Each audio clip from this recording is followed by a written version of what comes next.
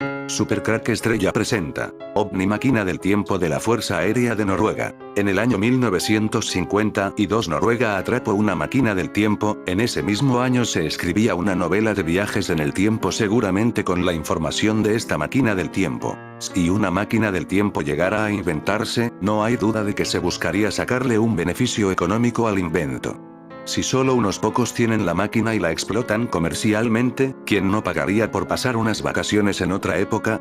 En El sonido de un trueno, 1952, de Ray Bradbury, vemos esta versión lúdica del viaje en el tiempo en forma de safari temporal. Ese es solo el planteamiento, ya que el relato de Bradbury trata realmente sobre lo que Edward Lorenz vino a llamar dependencia sensible en condiciones iniciales, teoría más conocida como efecto mariposa. Se trata de una reacción en cadena por la que un hecho en un momento dado, en el caso que nos ocupa, un cambio en el pasado, por pequeño que sea, puede suponer otros hechos mayores con el paso del tiempo, una multiplicación exponencial de las consecuencias. Curiosamente, este relato se publicó años antes de que Lorenz promulgara sus teorías. La ciencia ficción adelantándose a la teoría científica. El relato está ambientado en el año 2055, año en el que ya se dominan los viajes temporales y una empresa organiza safaris al pasado.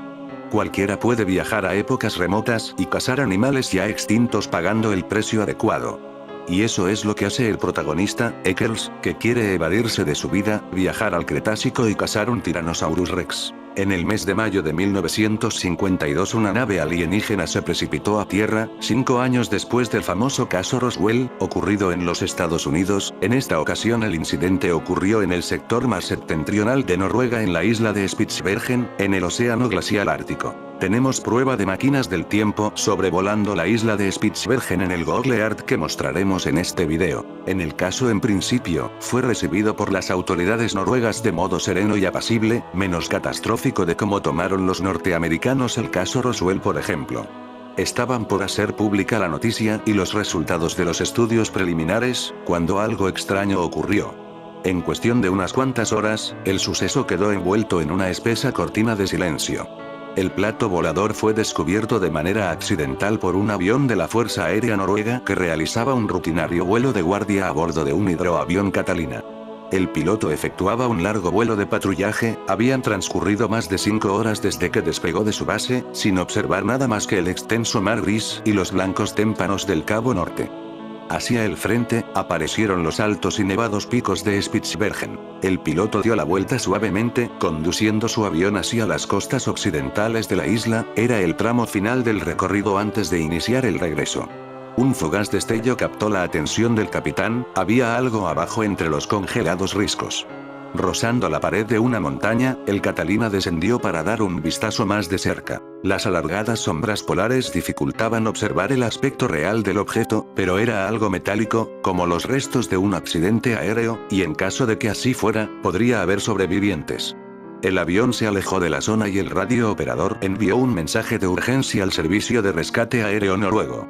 Sin saberlo, aquel descubrimiento estaba destinado a convertirse en un misterio encubierto oficialmente. De inmediato partió hacia la isla un escuadrón de salvamento y lo que encontraron a su llegada fue un enorme platillo volador, de unos 93 pies de diámetro y 70 de alto. Lo desmantelaron hasta donde las condiciones lo permitieron, para ser transportado a Noruega, donde un grupo de científicos llevaron a cabo detallados estudios de los restos rescatados. La tripulación de la nave extraterrestre fue encontrada sin vida. La integraban 7 humanoides que estaban totalmente calcinados. Cada uno de los cuerpos medía aproximadamente 1,20 mt. De altura, tenían cabezas prominentes, extremidades largas y frágiles, las manos tenían 4 dedos. El panel de la cabina principal del platillo mostraba una serie de símbolos similares en apariencia a escritura rusa, pero no lo era. Los científicos que la examinaron no supieron qué tipo de escritura era, ya que no le encontraban relación con un idioma terrestre. En cuanto al material con que fue construida la nave, el Dr. Max Loeber, importante científico noruego, estableció que era muy parecido al aluminio en color y gravedad específica, pero mucho más duro y resistente a elevadas temperaturas. No producía contacto visual en el radar. Nunca se supo qué ocurrió, si el platillo fue atacado por un avión de guerra terrestre o si tuvo un accidente que lo llevó a estrellarse contra nuestro planeta. Lo concreto fue que cayó y sus restos fueron recuperados y llevados a un lugar secreto por la Fuerza Aérea Noruega. Los cuerpos también fueron llevados a distintos lugares para hacerles la correspondiente autopsia, pero nunca se dijeron los resultados de la misma ni otros detalles al respecto. Como se dice habitualmente en esos casos top secret. Un caso parecido, un caso similar sucedió en Sudáfrica, algo que tiene mucha lógica si tenemos en cuenta la cercanía con la Antártida, el lugar de donde salen estas máquinas del tiempo nazis.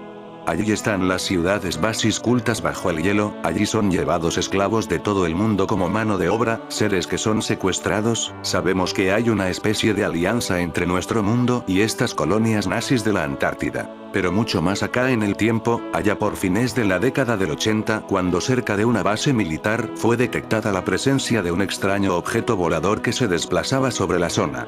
Aviones de combate fueron enviados en su persecución, con la orden de derribarlo si fuera necesario.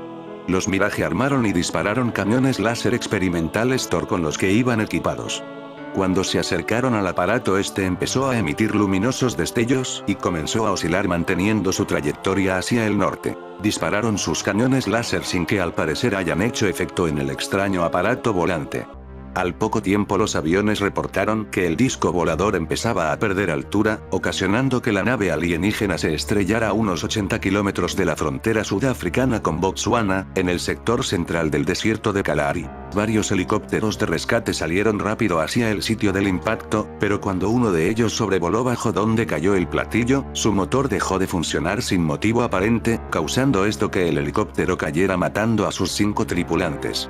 Otro helicóptero que intentó aproximarse al ovni también tuvo serios problemas de propulsión, por lo que se dedujo que el vehículo extraterrestre aún estaba emitiendo un intenso campo electromagnético a su alrededor, quizás como manera de protección. Fue necesario cubrir el platillo con una pintura especial con alta concentración de plomo para neutralizar el campo magnético y trasladar la nave a un depósito subterráneo de una base aérea cercana. Un grupo de técnicos y científicos norteamericanos de la base aérea Ulrich-Patterson fueron invitados por el gobierno sudafricano para estudiar el caso. Se tuvo que utilizar un dispositivo hidráulico de presión para forzar la puerta de acceso al interior de la nave, donde fueron encontrados 2 pequeños alienígenas vivos y vestidos con un ajustado traje de color gris. Uno de ellos estaba herido y ambos quedaron bajo la custodia del equipo de seguridad norteamericano. La nave extraterrestre y sus tripulantes fueron enviados a la base Ulrich-Patterson en Ohio, el 23 de junio de 1989, a bordo de 2 enormes aviones Galaxy de la Fuerza Aérea Norteamericana, siendo escoltados por aviones caza fuertemente armados y bajo extremas medidas de seguridad. Para respaldar este testimonio oficial, un miembro de la inteligencia sudafricana entregó a los oficiales norteamericanos a cargo de la misión una copia del informe preliminar con membrete de la Fuerza Aérea Sudafricana, que detalla los pormenores de este extraño incidente, que luego, lógicamente como siempre ocurre en estos casos, fue archivado y quedado en el olvido. Los cuerpos de los tripulantes y el ovni fueron a la base norteamericana y nunca la Fuerza Aérea de USA comunicó qué había pasado con ellos. Uno de los tantos casos que han pasado y seguirán pasando en el campo del estudio e investigación de los ovni, siempre censurado y manejado por las grandes potencias. El tiempo es solo una construcción del universo para evitar que todo suceda a la vez, intentó definir el físico John Archibald Wheeler. Pero qué mejor manera de concluir que citar las últimas líneas del ensayo de Jorge Luis Borges, Nueva refutación del tiempo, de 1952. El tiempo es la sustancia de que estoy hecho. El tiempo es un río que me arrebata, pero yo soy el río. Es un tigre que me destroza, pero yo soy el tigre. Es un fuego que me consume, pero yo soy el fuego. El mundo, desgraciadamente, es real. Yo, desgraciadamente, soy Borges. Estas máquinas del tiempo pueden crear un caos en la Tierra, como el fenómeno llamado efecto Mandela, donde las cosas pueden cambiar de lugar o de forma creando otra realidad alternativa. Eso fue lo que creó esta máquina del tiempo del año 1952 en Noruega, que hizo desaparecer 3 estrellas. Un equipo internacional de científicos ha vuelto a investigar uno de los grandes misterios del siglo XX, la desaparición repentina de 3 estrellas en 1952. Este hecho ha desconcertado a la comunidad científica durante décadas. No hay una explicación definitiva hasta el día de hoy. A pesar de los esfuerzos continuos para resolver este enigma, ningún modelo astronómico conocido puede explicar completamente estos eventos.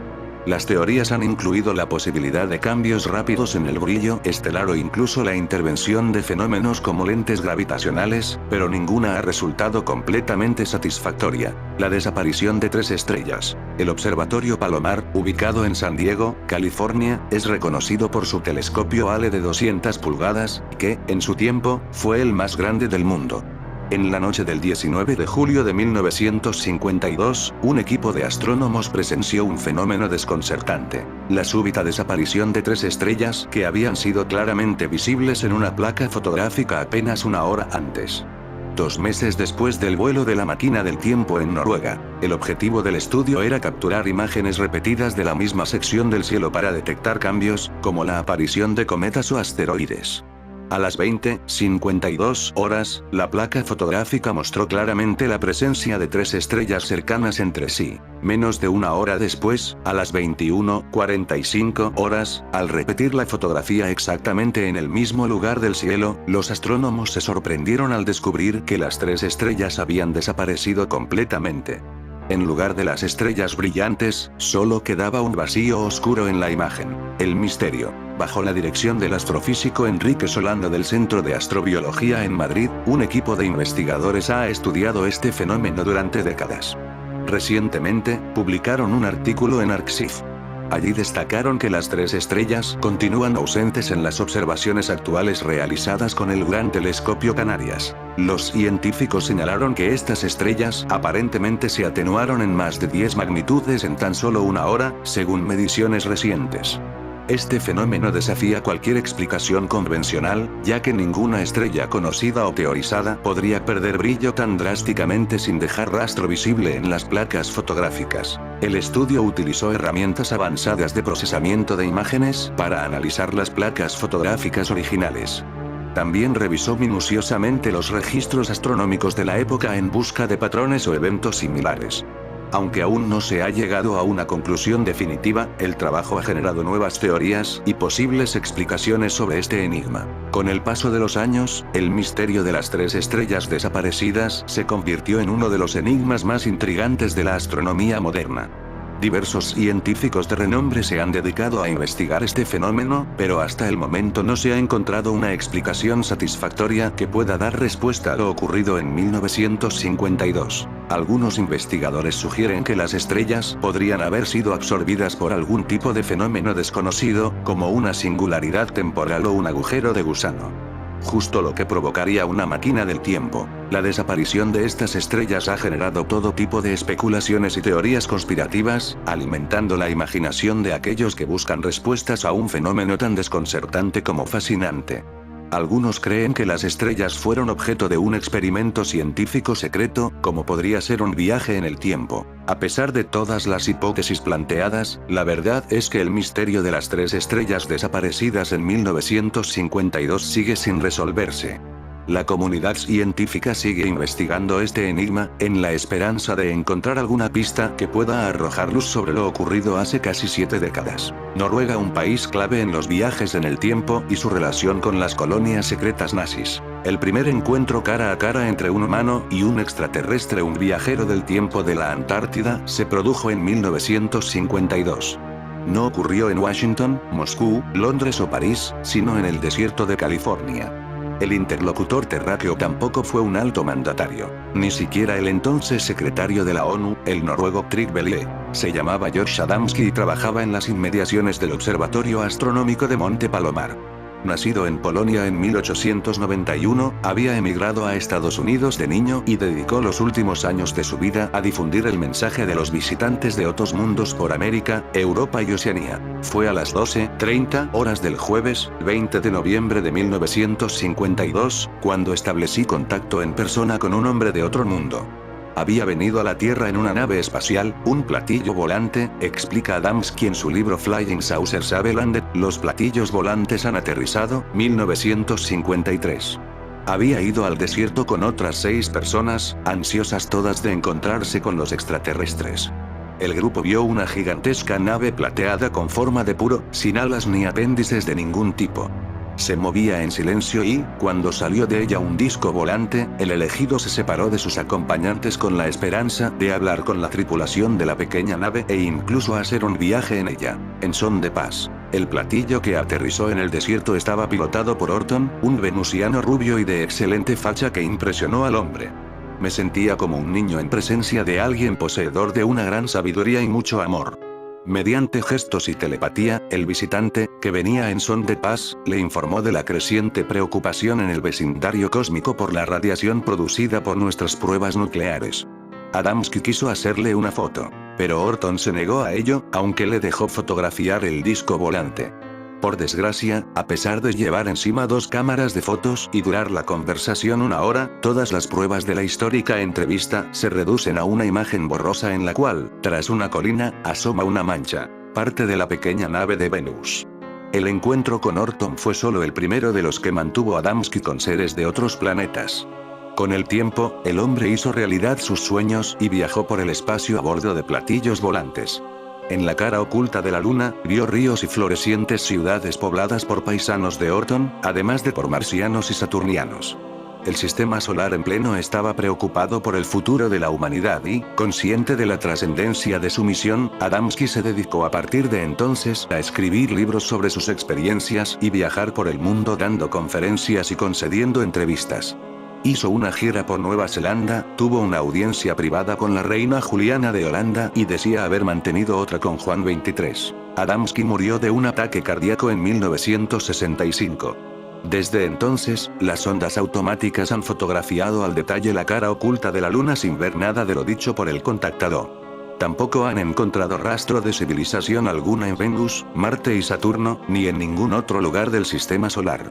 Era hombre de exiguos logros académicos, pero compensaba tal deficiencia con una excelente imaginación, agradable personalidad y una aparentemente inagotable de desfachatez, escribió el periodista Frank Edwards en su libro Platillos Volantes, Aquí y Ahora, 1967. Viajando en aspiradora. Al profesor Adamski, como firmaba sus cartas, hay que reconocerle el mérito de haber sido el primero en aprovecharse de los extraterrestres para escapar de una vida gris.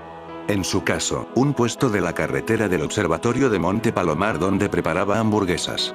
Había intentado sin éxito dejar los fogones en 1949, con una novela de ciencia ficción titulada Pioneers of Space.